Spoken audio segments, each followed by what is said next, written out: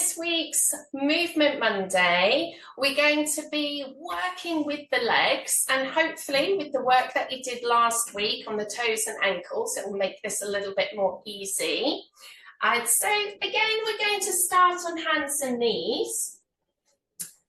And you may have heard of downward dog. It's kind of one of the most commonly known about yoga poses. And we're going to do a kind of variation on that today. So starting with the toes tucked under, we're going to have the arms nice and strong, elbows locked if that's comfy. And just start by sitting back towards the heels, keep pressing the hands down. So just coming back and forth a couple of times, letting the shoulders open. And then we're going to stay back, press the hands down, take a breath in.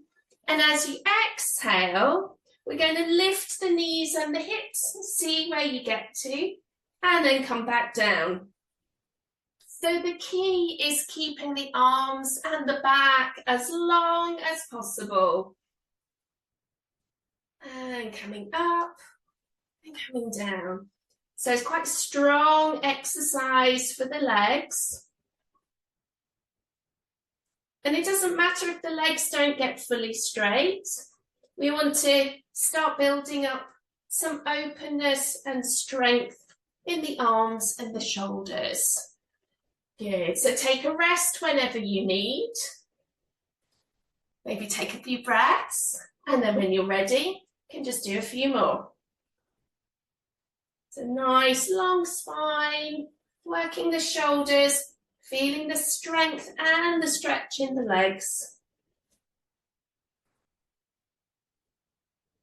And then we can untuck and come and have a rest in whatever version of child's pose you find comfortable.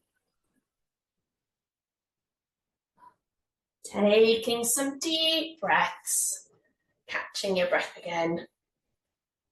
So this is a really nice way to build up both the strength and the flexibility to come into and hold a downward dog and do other poses from there.